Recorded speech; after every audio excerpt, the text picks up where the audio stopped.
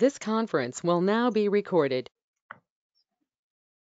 अद्य मंगलवासरः अथवा भौमवासरः श्रावण कृष्ण प्रतिपदा दिनांक 4 अगस्त 2020 चरक सूत्रस्थान अध्याय 25 अग्रसंग्रह शंखं चक्रं जलकान्ततमृतघटं चारुदौर्भिश्चतुर्भिः सूक्ष्मस्वच्छातिरुद्यां मौलिमं भोजनेत्रं कालाम्भोदोक्षमाङ्गं कटितटविलसच्चारुपीताम्बराढ्यं वन्दे धन्वन्तरिं तं निखिलगदवनप्रौढदावाग्निलीलं ब्रह्मणो हि समारब्धा मात्रेयाद्येषु पूजिताम् अस्मदाचार्यपर्यन्तां वन्दे गुरुपरम्पराम् आयुर्वेदरतं वन्दे माधवाख्यं महागुरुम् आयुर्वेदामृतं सर्वं शिष्येभ्यो यः प्रदत्तवान् द्रष्टा ज्ञानी दृष्टकर्मा कृतकर्मा तथैव च अध्यापको विषक्श्रेष्ठो महान् संशोधकस्तथा गुणैरेतैः समुदितैः यत्कार्यं प्रतनोति सः समृद्ध्यर्थं हि कार्यस्य वयं प्रयतामहे सरस्वत्यै नमो यस्याः प्रसादात् पुण्यकर्मभिः बुद्धिदर्पणसङ्क्रान्तं जगदध्यक्षं मुच्यते आत्रेयं प्रथमं वन्दे आयुर्वेदजगद्गुरुम् आयुर्वेदामृतं सर्वं गृहीत्वा सुरेश्वरात् अग्निवेशादिकेभ्यो यत् प्रयच्छत्नं सत्तमः प्रथमं तन्त्रकर्तारम् अग्निवेशं नमाम्यहम्।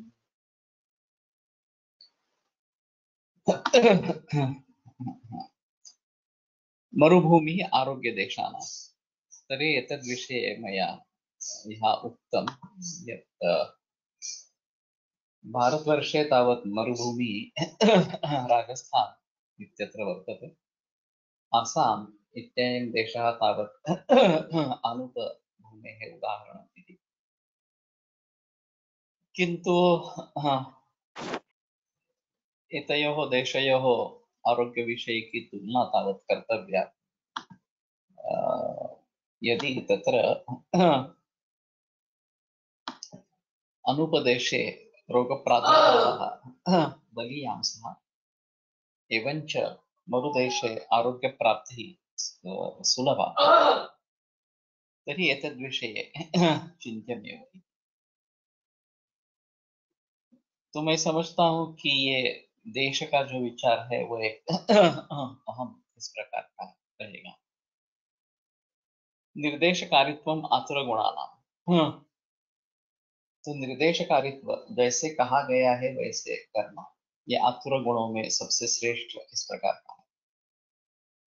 ये पुरुषोत्तम श्रीपाद भट्ट वैद्य थे, इंटीग्रेटेड प्रैक्टिस करते थे और नानल सर के भांजे थे, वैसे भापू नानल सर। तो उनको कामला हुई थी और कोलटकर सर को पता चला कि उनको कामला हो गई है, वो मिलने के लिए गए। तो वो लेटे हुए थे और उन्होंने कहा कि नानल सर ने उनको विश्राम करने के लिए कहा है, तो वो लेट के ही बोलेंगे तो चलेगा क्या? कोलटकर सर बोले हाँ कोई प्रॉब्लम नहीं है, मैं सिर्फ आपकी पूछताछ करने के लिए आया था। तो फिर सर ने पूछा कि नानल सर ने दवाई क्या दी है इस प्रकार से। तो उन्होंने जवाब दिया मुझे तो कुछ पता नहीं है उसका। उन्होंने दवा दी है, मैं ले रहा हूँ बस। मेरा कर्तव्य इतना है कि जो उन्होंने कहा है वो मैं पूर्ण रूप से पालन करूँ उसका। तो ये निर्देशकारित्व इस प्रकार का है, पूरा सरेंडर होना, उसके लिए शरणागत हो जाना, जो बताया है वो करो बस, बाकी उसके बारे में कुछ सोचो मत। बहुत सारे वैद्यों के बारे में नहीं होता है। ये उदाहरण मैंने इसीलिए दिया कि बहुत सारे वैद्यों में ये नहीं होता है। अगर मुझे किसी की चिकित्सा कर लेने का प्रसंग आ गया और वो सभी मेरे मुझसे जूनियर है, तो मुझे आशंकाएं रहती है, इसने इसके बारे में सोचा है क्या नहीं सोचा है, इस लक्षण के बारे में कुछ किया है क्या नहीं किया है, वगैरह वगैरह। अगर हम जूनियर को किसी को ट्रीटमेंट देते हैं तो एक अलग चीज है, वो विश्वास रख सकता है। लेकिन एक सीनियर आदमी के लिए जूनियर पर विश्वास रखना एक काफी मुश्किल इस प्रकार का हो जाता है। और फिर वो निर्देशकारित्व उसमें नहीं आ जाता, इस प्रकार का होता है। तो ये एक अहम चीज रहेगी वैद्यों के बारे में। और अभी भी रघुवीर भिड़े रत्नागिरी में उनका देहांत हो गया कोविड-19 की वजह से। उसके पहले वो गिर गए थे, वो जानुसंधि में कुछ फ्रैक्चर हो गया था और फिर उन्हें एलोपैथी लेनी पड़ी, ऐसा कुछ हुआ। हाँ, तो उसका भारी सदमा उनको लगा कि इतने बरस से मैंने एलोपैथी ली नहीं है और ये इस प्रकार से मुझे एलोपैथी लेनी पड़ी, इस प्रकार से वो डिप्रेशन में चले गए। और फिर डिप्रेशन में जाने के बाद ये कोविड-19 का हुआ और फिर उसमें से बाहर निकले ही नहीं, ऐसा। तो मूल कारण इसका डिप्रेशन इस प्रकार का रहेगा और उसका भी मूल कारण ये जो करना पड़ा इसके लिए है। और ये सभी लोगों की है। बागेवाड़ीकर भी जब अंतिम समय में थे तो उन्हें अस्पताल में दाखिल किया गया इस प्रकार। और फिर बाद में जब उनको होश आया और पता चला कि वो एलोपैथी के अस्पताल में है, तो उन्होंने डांटा अपने लड़कों को, तुमने ये क्यों किया इस प्रकार से। बापू नानल सर खुद ये शिकार हो गए किडनी फेल्योर के और उनका रेगुलर डायलिसिस चलता रहा। विलास नानल सर भी ऐसे ही उनका डायलिसिस का इलाज चलता रहा इस प्रकार से।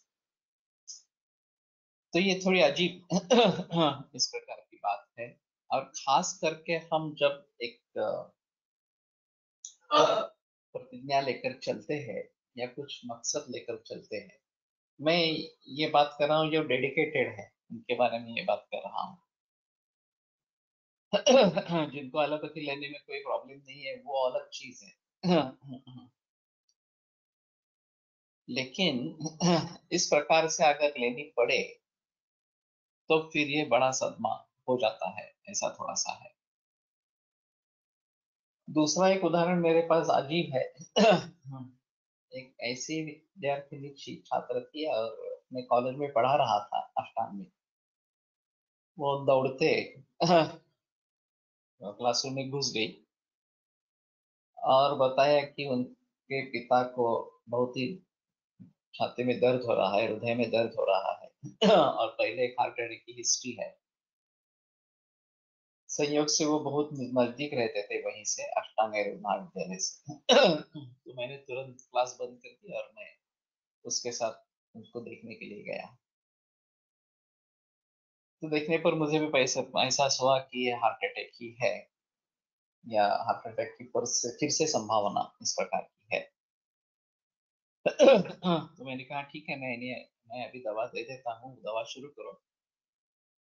और तुम्हारे डॉक्टर कौन है? तो उन्होंने बोला कि सर देसाई के जो असिस्टेंट है तलवलकर, वो डॉक्टर है। तो मैंने कहा कि ठीक है, तुम उनको फोन करो और उनको बताओ ये ऐसी ऐसी स्थिति है, वो जो दवा देंगे वो शुरू करो। वो एडमिट करने के लिए कहेंगे तो एडमिट हो जाओ। मैं निकल आया वापस। हाँ, 2 घंटे बाद फिर उस विद्यार्थिनी का फोन आया कि पापा एडमिट होने के लिए तैयार नहीं है, आप एक बार फिर आकर देखे। तो मैं फिर से गया। तो पूछा उनसे तो बोला कि नहीं नहीं, मैं अभी तरवलकर के पास नहीं जाना चाहता हूँ। मैंने पूछा क्यों? तो बोले नहीं। हाँ, उन्होंने मुझे स्मोकिंग बंद करने के लिए कहा था और मैंने छोड़ा नहीं है। तो मैंने कहा ये तो गलत ही है। लेकिन फिर भी अभी तुम्हें कोसने का समय नहीं है, तुम्हें ट्रीटमेंट की जरूरत है। तो तुम फिर भी उनसे फोन करो और जो बताएंगे वो करो। तो बोले नहीं नहीं, मुझसे नहीं होगा ये। आपका कोई परिचित डॉक्टर है तो उनको बुला लो। तो मैंने मेरे परिचित एक डॉक्टर उमर जी को फोन किया। वो आए, उन्होंने ईसीजी निकाला उन्होंने डायग्नोज दे दिया आर्रिथमिया है और कभी भी हार्ट अटैक हो सकता है। उन्होंने सुझाव दिया कि दीनदयाल अस्पताल में दाखिल हो। फिर मैंने कहा कि ठीक है, मैं घर वापस चला। फिर फोन आया कि पापा एडमिट होने के लिए तैयार नहीं है। तो मैं इस समय तो घर पे पहुंचा था और मुझे वापस क्लिनिक में जाना था। तो मैंने कहा ठीक है, मैं आखिरी बार आता हूँ तुम्हारे घर, मनाने की कोशिश करता हूँ, अगर नहीं होता है तो कुछ हमारे हाथ में नहीं है। तो जब मैं उनके घर पहुंचा तो बोले कि मुझे एडमिट नहीं होना है। मैंने पूछा क्यों? तो बोले मेरी इस कोर्ट में सोमवार को तारीख है और एक बार मैं एडमिट हो जाऊं तो ये पॉसिबल नहीं होगा मुझे कोर्ट में जाना। मैंने कहा आप यहाँ से अगर गुजर जाते हैं तो आप कहाँ से वापस आने वाले हैं, इस प्रकार से। लेकिन वो मान नहीं रहे थे। तो मैंने कहा कि ठीक है, मैं आखिरी बार दवा देता हूँ, आपको जो करना है वो करो। लेकिन मेरी सलाह है कि आप एडमिट हो जाओ। पुणे जैसे शहर में कार्डियक कंडीशन में एडमिट न होना ये मूर्खता है, इस प्रकार से। और मैं निकल गया। बाद में पता चला कि वो प्रयाग अस्पताल में एडमिट हो गए, सभी छोड़ के। तो उस दिन तो रहे रात में। दूसरे दिन उन्होंने आईसीयू में स्मोकिंग शुरू कर दी। तो डॉक्टर प्रयाग भी तंग आ चुके थे। उन्होंने डिस्चार्ज दे दिया। फिर भी वो जिंदा रहे। और फिर बीच बीच में मेरे पास कभी आते थे, 1 महीना 2 महीने के बाद। तो मैंने भी ऐसा ही रखा था कि आएंगे तो दवा दे देंगे, 7 दिन की दवा दे देंगे, फिर से आते हैं तो देखेंगे, नहीं तो छोड़ देंगे, इस प्रकार से। और परहेज का तो पता ही नहीं था, स्मोकिंग चालू ही था उनका। और फिर 6 महीने के बाद सीवियर मैसिव हार्ट अटैक आ गया। ट्रीटमेंट करने के लिए कोई चांस ही नहीं मिला और उनका देहांत हो गया। तो ये जो चीज है कि इस प्रकार के लोग भी मिलते हैं, व्यक्ति भी मिलते हैं, जो बिल्कुल बेदरकार है, कुछ भी नहीं सोचते हैं क्या होने वाला है, क्या नतीजा निकलेगा इससे।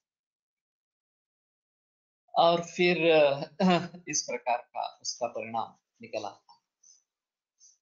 तो निर्देशकारित्व ये अहम चीज है। जब कोई व्यक्ति दातोदक अवस्था है उधर में, चाहे लिवर सिरोसिस की वजह से हो या किसी कैंसर की वजह से हो, और केवल दूध पे रहने के लिए तैयार नहीं है, तो मैं कहता हूँ ठीक है, आप मेरी ट्रीटमेंट मत करिए, किसी के भी पास जाइए, आपको जिसके पास जाना है, और उनकी ट्रीटमेंट कराएंगे, मैं ट्रीटमेंट नहीं दूंगा। अगर आप दूध पे रहने के लिए तैयार है तो ही ट्रीटमेंट करेंगे, ठीक है।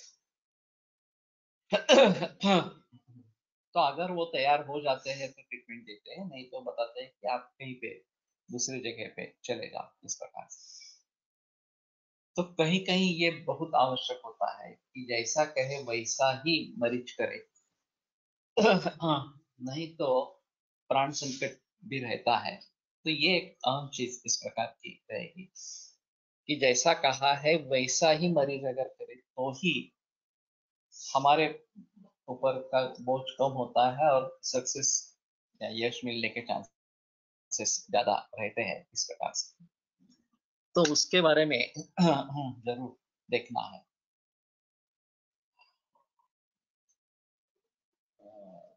बिशप चिकित्सांगाना।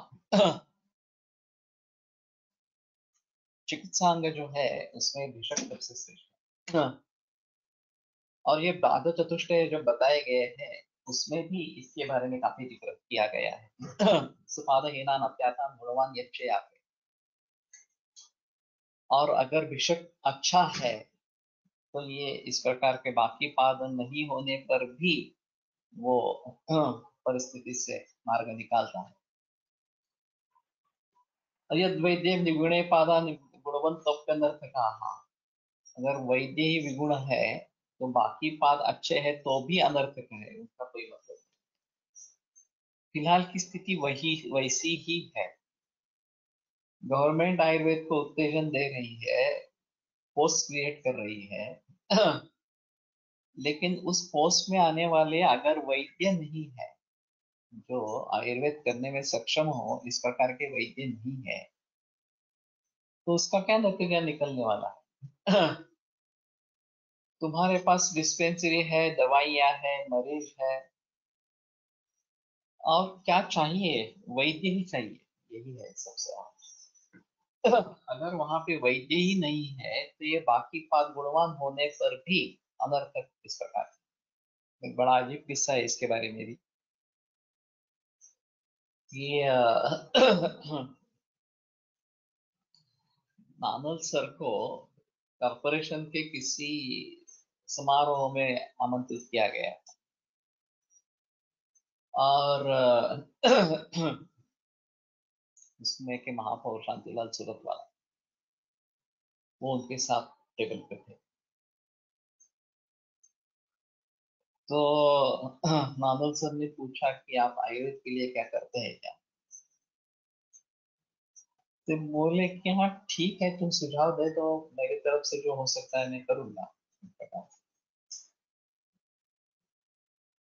फिर वो तो कार्यक्रम पूरा हो गया और 2 दिन के बाद मुझे नानल सर का सुबह फोन आया 10 बजे, कि वो मेयर साहब से मेरी बात हुई थी, और उन्होंने आज ही मीटिंग रखी है और मुझे बुलाया है। तो मैंने कहा फिर क्या करेंगे? तो बोले नहीं, मेरे पास तो मरीज है अभी, मैं तो नहीं आ सकता, तो तुम जाओ मीटिंग के लिए। मैंने कहा ठीक है, मैं चला जाऊंगा, लेकिन वहां आपसे बात क्या हुई है, मुझे क्या बोलना है वहां? तो बोले नहीं, ऐसा नहीं, आयुर्वेद के लिए कॉर्पोरेशन में कुछ होना चाहिए। अब मैं चकरा गया कि क्या बोलूं मैं। महापौर से मेरी कोई मुलाकात नहीं हुई थी, मेरा कोई परिचय भी नहीं था। फिर भी हेड ऑफ द डिपार्टमेंट होने की वजह से जाना पड़ा। जाने के बाद मैंने उनको बता दिया कि नानुल सर आने वाले थे, लेकिन उनके पास मरीज है, वो नहीं आ पाए, उन्होंने इसलिए मुझे भेजा है। तो बोले ठीक है, हम आयुर्वेद के लिए क्या कर सकते हैं? अब मुझ पर ये बड़ी नौबत आ गई। तो मैंने कहा कि कॉर्पोरेशन के क्लिनिक्स तो है, डिस्पेंसरीज है, उसमें आयुर्वेद की क्लिनिक्स भी है क्या? बोले है ना। कितने हैं? 5 है। तो वहां पे कैसा चलता है? तो बोले नहीं, हमारा अनुभव बिल्कुल अच्छा नहीं है। तो फिर मैंने कहा कि अगर आप चाहते हैं तो मैं वैद्यों के सुझाव दे दूंगा। तिलक महाराष्ट्र, क्योंकि ये सब तिलक महाराष्ट्र विद्यापीठ की वजह से चल रहा था, तो तिलक महाराष्ट्र विद्यापीठ से हम वैद्यों को वहां पे आमंत्रित करेंगे। लेकिन ऐसा ना हो कि जहाँ वहां पे जो व्यक्ति है, तो पेड़ है, उसको ऐसा मत लगे कि यह उनका अपमान है इस प्रकार से। मैं बोले वो चिंता छोड़ो, वो कोई प्रॉब्लम नहीं है। लेकिन हम कुछ मानधन भी नहीं दे पाए, मुफ्त में अगर काम करना है तो चलेगा। मैंने कहा कि ठीक है जी दादा, हमारे यहाँ लोग तैयार होंगे डेडिकेशन से काम करने के लिए। तो बोले ठीक है, प्रस्ताव दे दो। फिर मैंने नाना सर को फोन किया कि मैंने ऐसा ऐसा बोला है। तो बोले ठीक है, अभी तुम नाम निकालो, कौन काम करने के लिए तैयार है इस प्रकार से। फिर मैंने लोगों से बात की, और प्रमोद कुलकर्णी, अजीत जोशी, और ये मीना परदेशी, और 3 लोग थे, 6 आदमी चाहिए थे उनको, हर दिन के लिए एक एक आदमी इस प्रकार से। मैंने उनसे सभी से बात की। तो सभी ने हाँ कर दी, और हफ्ते में एक बार जाने के लिए राजी हो गए सब। तो शनिवारवाड़ा के नजदीक एक टुड़कापुर ऐसा है, वहां पे एक ओपीडी है कारपोरेशन। वहां इन लोगों का जाना शुरू हो गया। वहां ऐसी स्थिति रहती थी कि ये जो वैद्य होते थे वहां पे, सभी जगह ऐसा ही पिक्चर था, वो अखबार पढ़ते रहते। और अगर कोई मरीज आता है, तो एक 5-10 मिनट के बाद उसको देखेंगे क्या है, तो वो कुछ तकलीफ बताएगा। तो कंपाउंडर को बता देंगे ये दवा दे दो। ना कोई परीक्षा करना, ना कोई देखना वगैरह, कुछ भी नहीं इस प्रकार से। तो इस प्रकार से प्रैक्टिस कैसे चलेगी?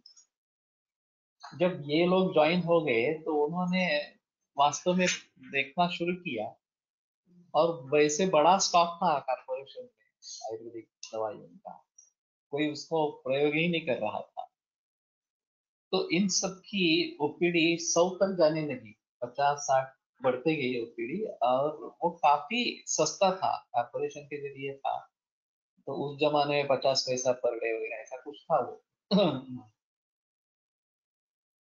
तो कहने का मतलब है कि अगर वैद्य अच्छा है तो ही सभी चीजें।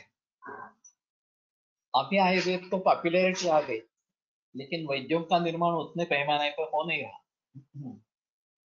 पतंजलि के योग से पूरे देश भर में आयुर्वेद पॉपुलर हो गया, बालाजी तांबे की तरीके से सहयोग से महाराष्ट्र में आयुर्वेद पॉपुलर हो गया। लेकिन जो मरीज आयुर्वेद के ट्रीटमेंट के लिए आते हैं उनका उनको अच्छी ट्रीटमेंट मिलनी चाहिए ना।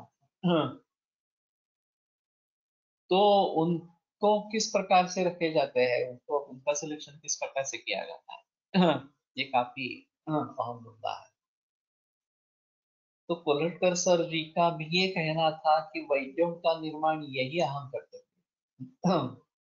एक बार वैद्यों का निर्माण हो जाए तो समाज में परिवर्तन लाना ज्यादा मुश्किल काम नहीं है। लेकिन सिर्फ जब समाज में परिवर्तन लाएंगे और वैद्य नहीं रहेंगे तो ये आफत वाली बात हो जाएगी कि इस प्रकार से उनको अच्छी ट्रीटमेंट नहीं मिल रही है। तो उनके मन में ऐसा होता है कि मैंने आयुर्वेद की ट्रीटमेंट करी है, उसका मुझे फायदा नहीं हुआ। और ये माइंड सेट चेंज करना काफी मुश्किल है। तो हम सबकी ये जिम्मेदारी है कि हम अपना अपना कर्तव्य भली भांति निभाए। हम अच्छी शिक्षा पाने की कोशिश करें, अच्छा प्रैक्टिकल एक्सपीरियंस लेने की कोशिश करें, और वैद्यों का निर्माण करते रहे। तो ये जो चरक वाचन है, हमारा गुरुकुल है, और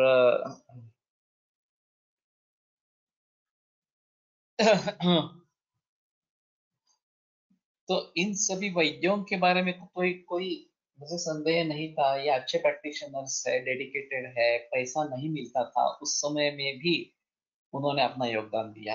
बाद में उनको मानधन शुरू किया गया करीबन 8 बरस के बाद। और फिर टीमोविस से उनका कोई ताल्लुक नहीं रखा गया। जब मानधन शुरू हुआ तो बोले वो अभी हमारे कंसल्टेंट है, टीमोविस से कोई संबंध नहीं है। मुझे भी कुछ लेना देना नहीं था, मैंने कहा हाँ ठीक है, उन्होंने इतनी बरस आपकी सेवा की है तो आप उनको ही दे दो, फायदा जो है उनको ही दे दो, इस प्रकार से। और अभी भी मेरे ख्याल में लोग जा रहे हैं, मालूम नहीं कि कौन से लोग कितने जा रहे हैं इस प्रकार से। लेकिन सबसे अहम बात यह है, I have worked in that OPD for a year with my friend who was student of Pramod Kulkarni sir. The number of patients were more than 150. OPD was on Friday. Yeah. तो इसकी शुरुआत अजीब हुई है, जैसे मैंने बताया। मेरे ऊपर अकस्मात जिम्मेदारी आ गई कि मैं कुछ सुझाव दे दूं कारपोरेशन के लिए। और उस समय मैंने जो सोचा वो वास्तव में परिवर्तित हो गया। शांतिलाल सूरत वाला सिर्फ उस बरस के लिए मेयर रहे। फिर दूसरा मेयर आ गया। लेकिन जब 8-9 बरस के बाद वो फिर से मुझे मिले एक बार, तो मैंने उनको पूछा वो तो ओपीडी कैसी चल रही है, वो बोले अच्छी चल रही है। तो मैंने कहा आप मानधन क्यों नहीं देते हैं? तो बोले हाँ दे देंगे। अभी तो मुझे पूरा भरोसा है कि एक अच्छा काम चल रहा है तो दे देंगे। और वो महापौर न होते हुए भी उन्होंने ये काम करवा दिया कॉर्पोरेशन, और उनको मानधन शुरू कर दिया। तो कुछ ही लोग ऐसे रहेंगे कि जो इस प्रकार के कार्य में जुड़े रहेंगे इस प्रकार के। लेकिन कहने का मतलब है कि परम प्रयत्नम आतिष्ठ्य दिशक सोनो संपत्ति, जब तक अच्छे वैद्य निर्माण नहीं होंगे पूरे भारत भर में, पूरे विश्व भर में, तब तक आयुर्वेद की स्थिति बदलेगी नहीं। ये स्पष्ट है। और इसके लिए हमें ही प्रयास करने हैं, कोई दूसरा व्यक्ति प्रयास नहीं करेगा। जब मैंने गुरुकुल का आरंभ किया तो उस समय में भी कोलटकर सर का जो अधूरा कार्य है वो आगे चलाने के लिए मैंने वो शुरू किया इस प्रकार से, और काफी अच्छा है, उसमें कोई संदेह नहीं है। अभी हम जो पढ़ रहे हैं वो भी काफी अच्छा कार्य है, उसमें भी संदेह नहीं है। लेकिन मुझ अकेले को ये काम नहीं करना है वास्तव में, ये सभी लोगों का काम है, ये आपकी भी जिम्मेदारी है। इसके सभी के बारे में सोचो इस प्रकार से। और वैद्यों का निर्माण भली भांति कैसे हो, इसी के बारे में पहले प्रयास करने हैं, और फिर ये बाकी सुविधाएं अपने आप उपलब्ध हो जाएगी। क्योंकि ऐसा है ना कि चिकित्सा नास्ति निष्फला, क्वचित धर्मा क्वचित नेति क्वचित अर्थ क्वचित देशा, कर्माभ्यास क्वचित चेति, चिकित्सा नास्ति निष्फला। चिकित्सा कभी निष्फल नहीं होती है। तो अगर आप मरीजों को ठीक करेंगे तो उसका फायदे होंगे ही होंगे, कुछ ना होगा तो भी कर्माभ्यास तो हो जाएगा। तो वैसे क्वचित धर्मा क्वचित मैत्री, ये सभी तरीके से उसमें फायदे हो सकते हैं, और काफी परिवर्तन इसके बारे में आ सकता है। नानल सर का ये एक अजीब उदाहरण है। वो जर्मनी में थे, किसी एक मरीज को उन्होंने ठीक किया, कुष्ठ था, किस प्रकार का था ये तो मालूम नहीं, लेकिन वो पूरा चला गया। तो वो बहुत आनंदित हुआ। और फिर जब वो जर्मनी से वापस निकलने वाले थे तो एक मार्क्स, उस समय मार्क चलन था जर्मनी का, एक बैग लेके, वो थैली लेके उनके पास आए। और फिर नानल सर ने पूछा ये क्या है, मैंने ये आपको समर्पण है। तो बोले क्या है, तो बॉइश मार्क्स है। तो मैंने तो आपकी फीस ले ली है, मुझे और कुछ नहीं चाहिए। तो वो बोले कि नहीं, जिस शास्त्र के बजाय मुझे ये अच्छे रिजल्ट्स मिले हैं उस शास्त्र के लिए मैं कुछ करना चाहता हूँ, और इसलिए आपको सौंप रहा हूँ। तो नानल सर ने कहा नहीं नहीं, ऐसे तो मैं नहीं ले जा सकता, और मेरे पास कोई कॉर्पोरेट प्लान होना है, तो फिर ये हम उसके बारे में करेंगे। तो उसने कहा ठीक है, आप जरूर मुझे बता देंगे, जब बताएंगे तब मैं पैसे दे दूंगा आपको किसी भी तरीके से। नानल सर पुणे में आए। फिर उन्हें कोल्लटकर सर को पूछा, सर बोले आपके मन में क्या है? बोले नहीं, जरा सोचना पड़ेगा कैसे करेंगे क्या करेंगे, तुम ऐसा करो छात्रों को इकट्ठा करो। तो सर बोले हाँ ठीक है। तो नानल सर के घर हम करीबन 27 छात्र इकट्ठा हुए, प्रैक्टिशनर्स थे सभी। फिर नानल सर ने ये सब अनुभव बताया कि ऐसा ऐसा है, और ये बहुत अच्छी संधि है इस प्रकार से। मौका है, तो तुम सब काम करने के लिए तैयार हो? सबने हाँ बोलता है। इसमें क्या प्रॉब्लम ही नहीं थी इस प्रकार से काम करने में।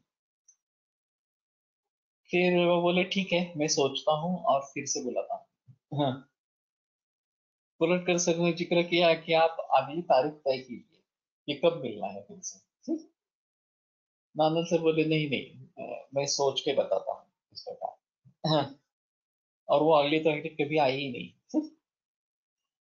ये करीबन 20 से भी ज्यादा, 25-30 बरस के पूर्व की बात है। क्योंकि उनके सामने कोई प्लान ही नहीं था। वास्तव में हमारा तो स्कंद कोश सफर हो रहा था, उसके लिए चंदा नहीं था, और हम दर दर भटकते रहे थे। गवर्नमेंट से ही चंदा पाना इस प्रकार का था कि नहीं तो इंस्टीट्यूट है। और एक बड़ी लंबी कहानी है कि मैंने त्रिस्कंद कोश के बारे में किस प्रकार से काम किया, और किस प्रकार से फंडिंग प्राप्त करा, लेकिन उसका आगे कुछ भी नहीं हुआ। हमने कोलटकर सर ने एक बार फिर उनसे जिक्र किया था कि आप एक बार उनको पूछ तो लेना, मैं तुम्हें कुछ सुझाव दे दूंगा इसके बारे में। हाँ, ये सब है। ये त्रिस्कंद कोश से पूर्व त्रिस्कंद कोश शुरू हुआ था। एक करीबन काउंट के कलेक्टर सर थे उस समय में, तो 1991 की बात होगी इस प्रकार। तो मैं सुझाव दे दूंगा क्या करना है इस प्रकार से, लेकिन कुछ हुआ नहीं इस प्रकार से। तो ये बड़ा अजीब हादसा है हमारे लिए।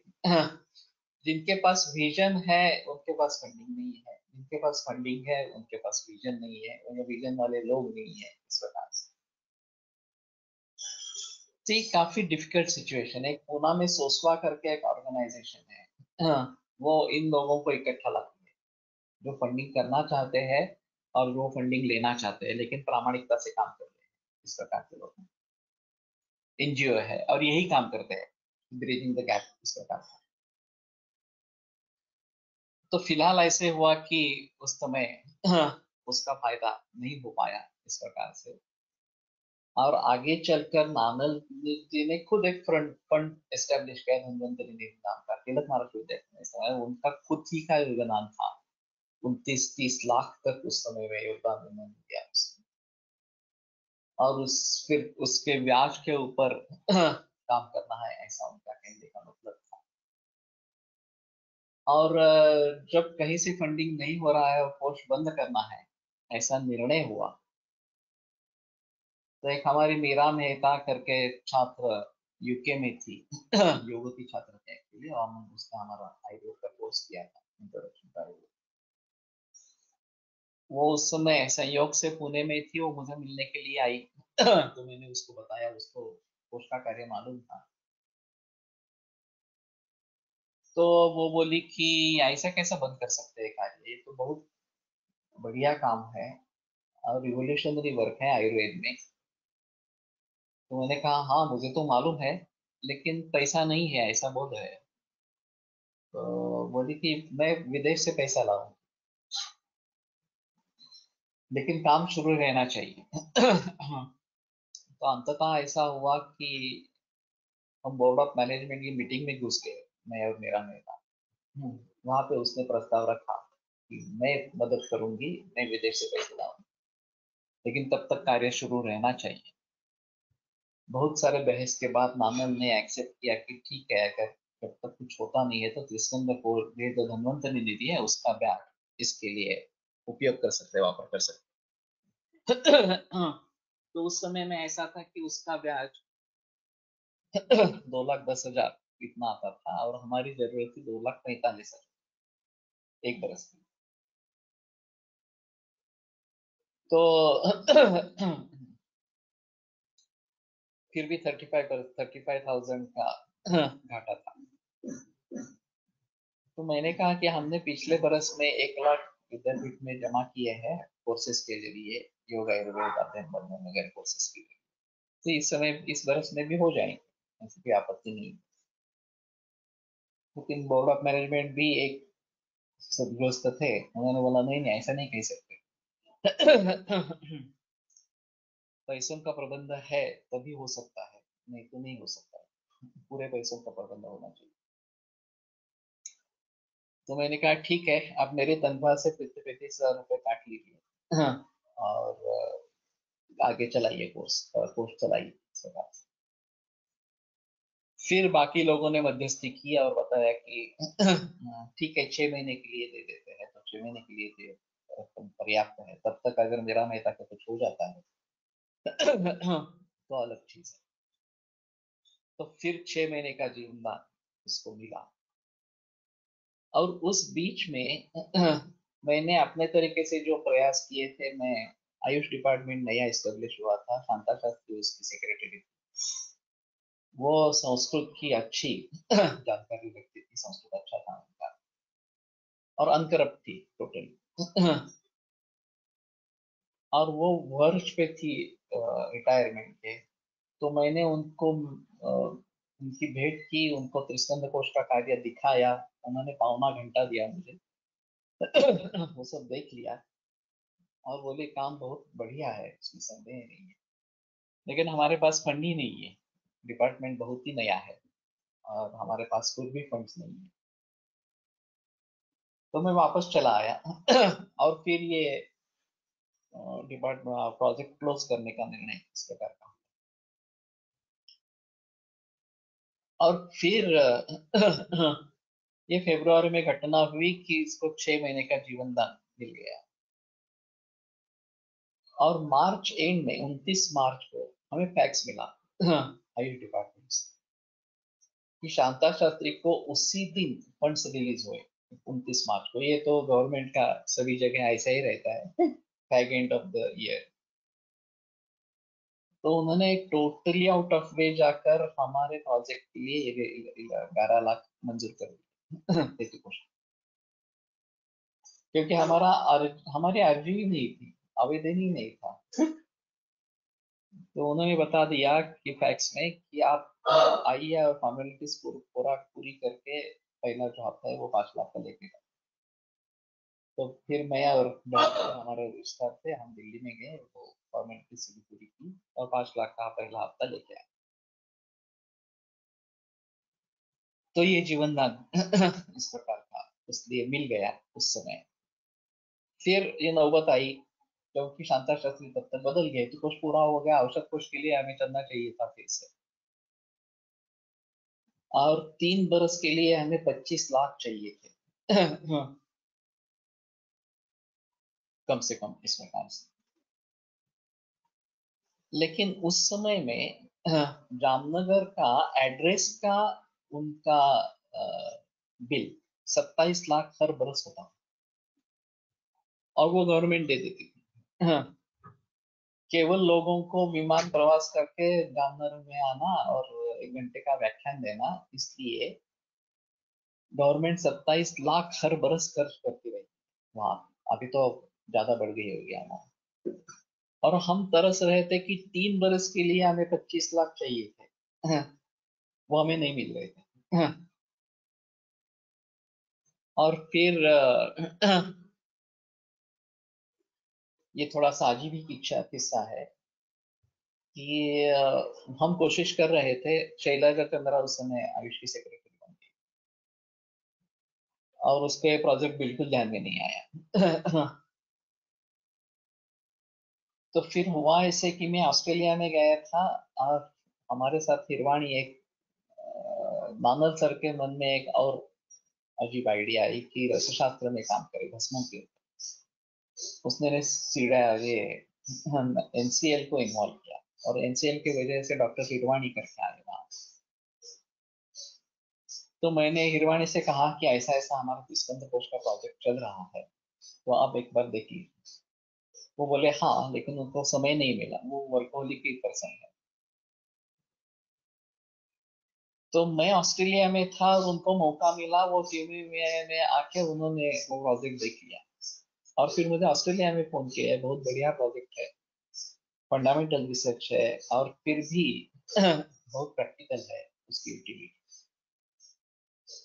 So we want to be associated with this project.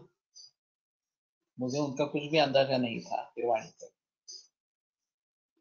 तो मैंने कहा कि आप एक काम कीजिए, डॉक्टर माशेलकर से मेरी मुलाकात करवाइए तो बोले हाँ करेंगे तो 2 दिन में माशेलकर पूना में आने वाले थे, उन्होंने समय ले लिया और मेरी मुलाकात फिक्स कर दी। वो भी थे माशेलकर ने भी प्रशंसा करे कि हाँ अच्छा काम है और सीसीआर को वास्तव में इसको सपोर्ट करना चाहिए। तो मैंने कहा कि सीसीआरएस ने तो 91 में ही ना कह दी इसके लिए कि हमारे पास फंड्स नहीं है ऐसे करके तो बोले भाई ऐसे ही बोलते हैं। हाँ, फिर भी मैं कोशिश करता हूँ, मैं एक बार बात कर लेता हूँ उनसे। फिर उनको पता चला कि यहाँ से कुछ होने वाला नहीं है तो फिर बोले ठीक है, हम सीएसआर के तरीके से करेंगे। उसमें थोड़ी टेक्निकल डिफिकल्टी थी क्योंकि ये आयुर्वेद का प्रोजेक्ट था, आयुर्वेद तो सीएसआर में होता ही नहीं है इसका कुछ। लेकिन इसमें जो डिजिटल काम है, सॉफ्टवेयर बनाना, संविधान राइट, अच्छा तो वो CSR का पार्ट बन सकता था। हाँ, तो थोड़ा टेक्निकली उसमें मार निकाल कर CSR से आगे फंडिंग हुआ, और पहले 3 बरस का मिला, 2 हफ्तों में ये काम हुआ। तो इसका औषध कोष का 3-3 बरस लगे। उस समय माशेलकर भी रिटायर हो गए, लेकिन उनको एक्सटेंशन मिल गया और 2 बरस के लिए, और वो हमारे लिए फायदेमंद हुआ। तो दूसरे टर्म का भी हमें मिल गया, और बिना हिचकिचाहट औषध कोष का काम और त्रिस्कंद कोष का काम पूरा हो गया। तो त्रिस्कंद कोश एक अहम चीज है। और अभी ये काम टीम में पड़ा है, उसका कुछ भी हो नहीं रहा, इसलिए मैंने प्रातिपदिक कोश का काम आरंभ किया। तो इसके बारे में हमें जरूर सोचना है कि वैद्यों के निर्माण के लिए ये दोनों चीजें अहम है। जो गुरुकुल हम चला रहे हैं अभी इस प्रकार से, मैं सोचता हूँ को वो केवल पुणे में ही नहीं हो, महाराष्ट्र में और जगह भी हो, कोल्हापुर हो, औरंगाबाद हो, या अन्य कहीं जगह इस प्रकार का हो सकता है। नहीं है, कुछ भी अवेलेबल नहीं थे इसके अंदर पोस्ट, और अवेलेबल होने की पॉसिबिलिटी भी नहीं है। तो इसीलिए मैंने प्रातिपदिक कोष का कार्य आरंभ किया, और बिना किसी गवर्नमेंट हेल्प से ही मुझे करना है, अपने ही जिम्मेदारी पे करना है। इतना कटु अनुभव मैंने इस सब चीजों का लिया है, गवर्नमेंट के बारे में लिया है।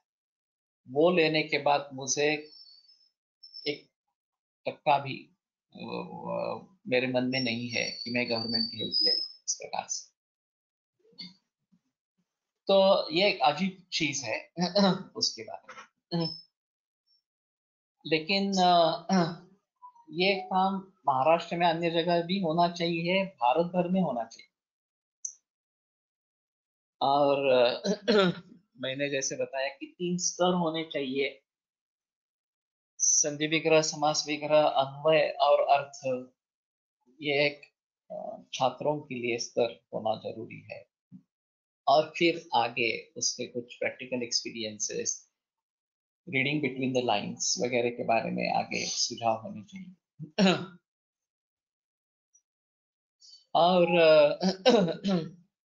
इस तरीके से हम करते रहेंगे और वैद्यों का निर्माण होता रहेगा, तो आयुर्वेद फलेगा फूलेगा, केवल भारत में नहीं, विश्व भर में फूलेगा। लेकिन ये सबसे अहम चीज है। कल संस्कृत दिन के लिए मेरा व्याख्यान हो गया था। वो नेशनल लेवल पे इस प्रकार का था, और काफी टीचर्स मौजूद थे। मैंने उसमें भी जिक्र किया है कि आयुर्वेद के अध्ययन के लिए संस्कृत पढ़ो। संस्कृत का अध्ययन करते रहो, और आयुर्वेद मूल ग्रंथ से समझने की कोशिश करो। ये सबसे अहम इस प्रकार की चीज है। तो ये सबसे अहम इस प्रकार का रहेगा। और जब तक चिकित्सक अच्छे बनते नहीं हैं, तब तक ये काफी परिस्थिति ऐसी ही रहेगी। तो हमें उसके बारे में ज्यादा से ज्यादा जिक्र करना है। और वैद्यतित्व मेळवावा, आयुर्वेद धर्म वाढवावा, इस प्रकार से हम कह सकते हैं कि जितने भी वैद्य हैं उनको हम इकट्ठा करें, उनको सम्मिलित करें, और आयुर्वेद धर्म को बढ़ावा दें इस प्रकार से। नास्तिको वर्जाना, नास्तिक जो है वो वर्ज में श्रेष्ठ है इस प्रकार के हैं। तो नास्तिक ग्रह ये सबसे बड़ा पातक इस प्रकार का बताया गया है। और ये जो सृष्टि निर्माण हुई है उसके पीछे कोई करता है या नहीं है, ये सबसे अहम सवाल है। या अपने आप ही निर्माण हुआ है, ऐसा कहने वाले इस प्रकार के लोग हैं। और कार्य कारण भाव को मानना या नहीं मानना, ये एक अहम चीज है। यदृच्छा ये भी एक कारण कुछ लोग बताते हैं, और फिर उसमें कार्य कारण भाव नहीं होता है। यदृच्छा से घटनाएं होती रहती है, ऐसा बताते हैं। तो अगर हम शास्त्र की बात कर रहे हैं तो कार्यकरण भाव अनिवार्य है। और जब हम देखते हैं कि वैसे कुछ अपचार नहीं है लेकिन बीमारी बहुत बड़ी है और इस जन्म में कुछ अपचार हुआ नहीं है, तो शायद ये पिछले जन्म का पूर्व कर्म का फल है, इस प्रकार से। और फिर ये कर्म विपाक वगैरह भी जो सिद्धांत जो हमें दिए गए हैं उनके बारे में हमें सोचना पड़ेगा। अजीब की बात ऐसी है कि हाफकिन इंस्टीट्यूट ने बीच में एक रिसर्च पब्लिश किया था कि 67 of the percent of the people of cancer suffering from cancer have bad destiny as the reason. बड़ा अजीब चक्कर है। हमारे हिसाब में दैव एक कारण होता है, लेकिन 67% में दैव कारण होता है, ये तो कभी भी समझने लायक चीज है ही नहीं। बैड डेस्टिनी ये कारण नहीं हो सकता इस प्रकार।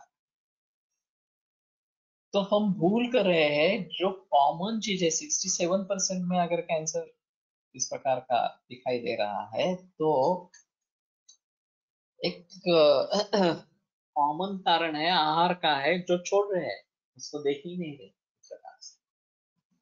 तो बिल्कुल इलॉजिकल है। लॉजिकल होना जरूरी है, लेकिन बिल्कुल इलॉजिकल इस प्रकार का है। तो इन सभी के बारे में सोचना है। तो नास्तिक ग्रह नहीं होना चाहिए। तस्मात् बुद्धिमान नास्तिक बुद्धि में चिकित्सा टीचर का निर्देश। बुद्धिमान आदमी को नास्तिक बुद्धि छोड़नी है, इस प्रकार से। और आश्चर्य की बात है, इस्कॉन जो है वो सभी पढ़े लिखे लोग हैं। ज्यादातर लोग आईआईटी से है। खड़गपुर से बहुत सारे लोग इस्कॉन में ज्वाइन हो जाते हैं, जो बीई करने वाले इस प्रकार, एमई करने वाले इस प्रकार। ये सब इंटेलेक्चुअल है और वो अध्यात्म में घुस जाते हैं। हाँ, बहुत प्रभावित हो जाता है इस्कॉन के जरिए। दूसरी जगह प्रजापिता ब्रह्म कुमारी है, ये आम जनता के लिए इस प्रकार का है। उसमें पढ़े लिखे आदमी ज्यादा नहीं है। तो ये बहुत अलग अलग रहेंगे, फिर भी दोनों में विश्वास होना जरूरी है और भक्ति दोनों में जरूरी है इस प्रकार की। तो ये भक्ति का एक अहम रोल इसमें रहेगा। ईश्वर प्रणिधान अथवा ये जो पतंजलि लिखते हैं। और जब मैंने मराठी गुरु जी से बात की थी वेदांत, वो बोल रहे थे कि वेदांत सीखो इस प्रकार से। तो अंतिम था, उन्होंने कहा कि बाकी कुछ मत करो, नामस्मरण ही करो। बाकी कुछ करने की जरूरत नहीं है। तो सभी संत जो है वो नामस्मरण को लेकर आते हैं। तो ये एक अहम चीज है कि ये नास्तिक का ग्रह नहीं होना है और उन लोगों से दूर ही रहना है इस प्रकार से। सो नास्तिको वर्जाना लौल्यम क्लेश कराना। क्लेशकर भावों में लौल्य सबसे ज्यादा है। तो नाथ न जात काम कामानाम उपभोगेन शाम्यति। गीता का वचन प्रसिद्ध है। उपभोग लेने से काम की पूर्ति नहीं होती है, वो उसकी शांति नहीं होती है। तो वो बढ़ता ही जाता है और आगे आगे अपेक्षाएं निर्माण होती रहती है और आदमी उसी में अटक जाता है। उग्राहि परो हेतु दुख दुखाश्रय प्रधा त्याग सर्वोपधानांच सर्व दुख व्यपोहता कोशकारो यथा यंश उपादत्ते वध प्रदान उपादत्ते तथा तेभ्यः तृष्णा बन्यास बात। सो अर्थ जो है, विषय है, उससे अन्य व्यक्ति बार बार तृष्णा लेते रहता है और वो तृष्णा के अधीन इस प्रकार का हो जाता है। तो ये क्लेश करने वाली चीजें में है। जो जो दूसरों पर निर्भर है, सर्वम आत्मवशम सुखम सर्वम परवशम दुखम। जिस चीज के लिए हम दूसरे पर निर्भर है वो दुख ही है वास्तव में। अगर मुझे ये खाना खाने में सुख मिलता है तो वो नहीं मिलेगा तो मुझे दुख होता है इस प्रकार से। अभी आज दोपहर में फिर से ये पतंजलि योग सूत्र का होगा, अभ्यास वैराग्य वैराग्याभ्याम तंजिरोधा। इस चित्र के बारे में चर्चा हुई। तो उसमें ऐसा होता है कि हम सदा सर्वदा किसी न किसी वृत्ति में ही रहते हैं। फिर सिर्फ समाधि अवस्था में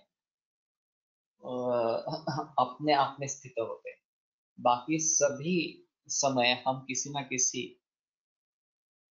तरीके से करते रहे। गुरुकुल स्थायी नहीं है, वो महाविद्यालय के परीक्षा के अनुसार होता रहता है।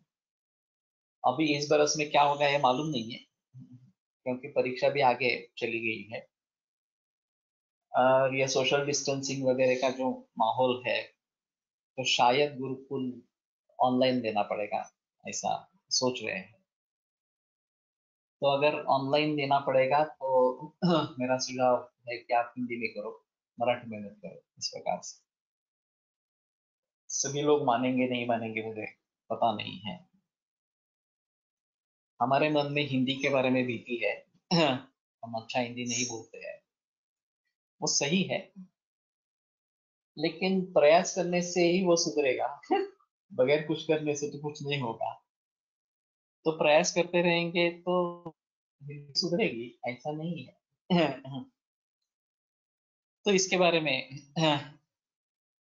निद्रा भी वृत्ति ही है ना। गाढ़ निद्रा, ये मूड, इस प्रकार की अवस्था बताई गई। हाँ, तो ये भी वृत्ति है, क्योंकि वहां आत्मा मन आत्मा में स्थिर नहीं है, वह अपने में स्थित नहीं है। इस प्रकार तो ये एक अहम चीज है कि ये 5 जो वृत्तियां बताई, प्रमाण विपर्य विकल्प निद्रा संशया, ये कहाँ से दिया? और समाधि अवस्था छोड़कर हम इन्हीं 5 वृत्तियों में से किस वृत्ति में रहते हैं, ऐसा उनका कहना है। तो उसके बारे में हमें थोड़ा सोचना पड़ेगा। दोपहर में उसके बारे में बहस करेंगे 3:30। तो लौल्य क्लेश कराना, लौल्य जो है वो क्लेश करने वाले भावों में सबसे अहम, सबसे श्रेष्ठ इस प्रकार का है। अनिर्देशकारित्व अरिष्टाना, निर्देशकारित्व आतुरगणानाम, ये बताया गया था, और जैसे बताया है वैसा न करना ये अरिष्ट है।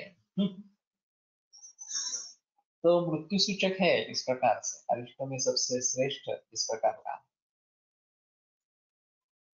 तो हम सलाह दे रहे हैं कुछ प्रकार की, इस प्रकार की, हाँ, और वो मानने के लिए नहीं तैयार है इस प्रकार से। फिलहाल हमारे यहाँ एक अनुभव रहा मरीज के बारे में। ओरल कैंसर है, पहली दफा आया, परहेज करने के लिए तैयार नहीं था, और पैसों के बारे में भी बहुत जिक्र कर रहा था, नहीं ये बहुत ज्यादा है, कम कर दो वगैरह इस प्रकार से। मैंने पैसे कम किए। फिर वापस जल्दी आया नहीं, 1 महीने 1.5 महीने के बाद आया। और फिर मैंने जब पूछा कि तुम क्यों नहीं आए इस प्रकार से, नहीं नहीं मैंने भूल की, अभी मैंने ये दूर से दबा दूंगा, बहुत गिर गया। और फिर मैंने दबा दी थी।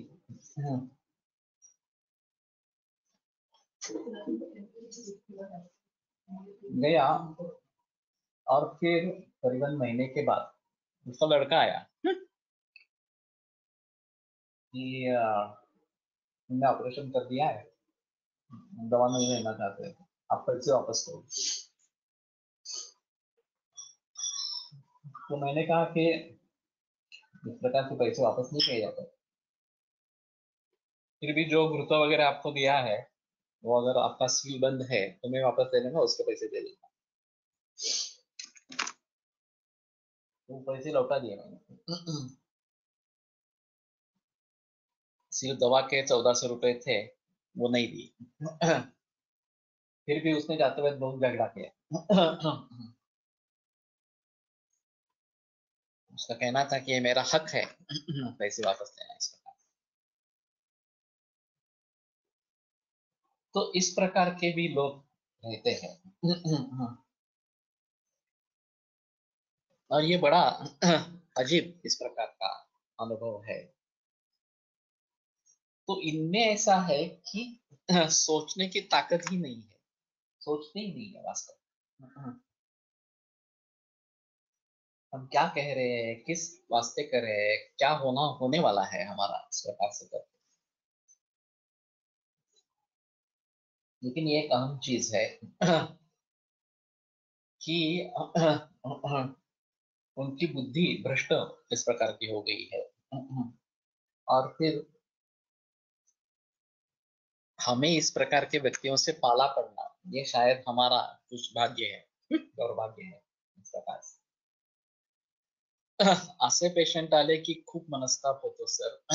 त्यातून स्वतःला कसं सांभाळावे.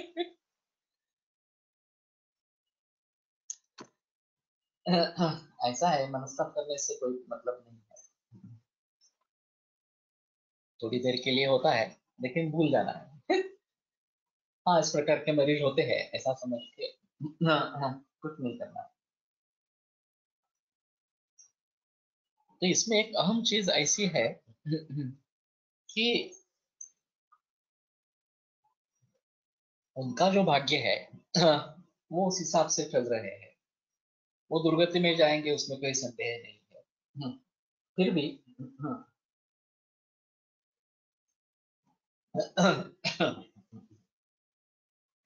हम उसके लिए कुछ नहीं कर सकते हैं। हमने जो करना चाहिए था वो हमने किया है, उसको सलाह अच्छी दी है, लेकिन उसके बावजूद भी अगर वो मानने के लिए तैयार नहीं है तो हम उसके ज्यादा उसके लिए कर नहीं सकते। दूसरे तरीके के और भी पेशेंट रहते हैं कि 4-5 बरस से मेरे पास ट्रीटमेंट चल रही है, अभी थोड़ा एडवांस हो गया, तो उनके पास पैसे नहीं है। तो मैंने कहा कि ठीक है, आप जितना दे सकते हैं उतना ही पैसे दे दे, मुझे कोई प्रॉब्लम नहीं है। वो कह रहा था नहीं नहीं ऐसा नहीं, हम कैसे आपको पैसे नहीं देंगे, मैं कुछ भी कोशिश करके दे दूंगा, इस महीने में नहीं अगले महीने में दे दूंगा, लेकिन मुझे पैसे देने ही है इसके पास। तो ये भी लोग हैं, ऐसा भी नहीं है कि सभी तो पहले आदमी जैसे है इस प्रकार से। तो बहुत प्रकार के लोग मिलते रहेंगे इस प्रकार से। और फिर हमें अपना कर्तव्य निभाना है। वरो भूतदया धर्म इत्यार्थेषु भिषग्वरः वर्तते सु सिद्धार्थः सर्वमपि वर्तते। कि हमारा मकसद मरीज ठीक होना है, उसके लिए जो भी करना है वो हमें करना है इस प्रकार से। तस्मात् उपाचारे स्वेन स्वेन निस्व तपस्विना, निस्व तपस्वी जो है जिनके पास पैसा नहीं है लेकिन वो तपस्वी है, उनको अपने पैसे से इलाज करो, इस प्रकार का अष्टांग संग्रह में वचन है। और ये जो इस्कॉन वगैरह वाले लोग होते हैं उनसे मैं पैसा नहीं लेता इसी कारण,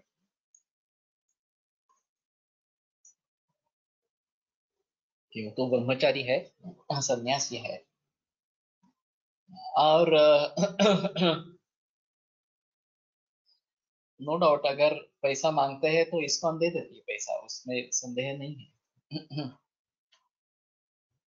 लेकिन मैं ये नहीं चाहता इस प्रकार से। तो हमें क्या करना है ये हमें सोचना है, ऐसा थोड़ा सा इसमें रहेगा। अनिर्वेदो वार्त लक्षणाना, ये वार्त शब्द बड़ा अजीब है, टीकाकार ने आयुर्वेद लक्षणाना ऐसा कहा है उसका मीनिंग। और अनिर्वेद का मतलब सुख समाधान इस प्रकार का है, वो यहाँ पे मुझे आसानी से नहीं मिला। लेकिन गिरवाण कोश में या अन्य कोशों में एक बार देखिए, आयुर्वेदो मृता नाम ये भी एक अग्र संग्रह है। तो हमारा सौभाग्य है कि हमें आयुर्वेद सीखने का मौका मिला। अगर मुझे भी एमबीबीएस में एडमिशन मिल जाती और मैं एमबीबीएस हो जाता, तो ये सौभाग्य मुझे कभी भी प्राप्त नहीं होगा। ये काफी मुश्किल है। कुछ लोग हैं इस प्रकार से कि जैसे एक संजय पिशारोड़ी करके ऑन्कोलॉजिस्ट था, पूरा आयुर्वेद में डेडिकेटेड था, बीए का छात्र था। दुर्भाग्य से उसका एक्सीडेंट में निधन हो गया, यंग एज में ही। विक्रम द्रविड़ करके है, वो भी एमबीबीएस है, वो भी आयुर्वेद ही करता है, इस प्रकार के बम्बई में है। तो ऐसे कुछ अपवादात्मक लोग हैं। बाकी जो एक बार एलोपैथी में घुस गए, तो वही उनका धर्म इस प्रकार का हो जाता है। तो हमारा सौभाग्य है कि हमें आयुर्वेद सीखने का मौका, और सौभाग्य है कि गुरु मिले वो पढ़ाने के लिए। क्योंकि बीएमएस में आकर भी अगर गुरु नहीं मिलते हैं तो कुछ नहीं होता है, हम भटक जाते हैं।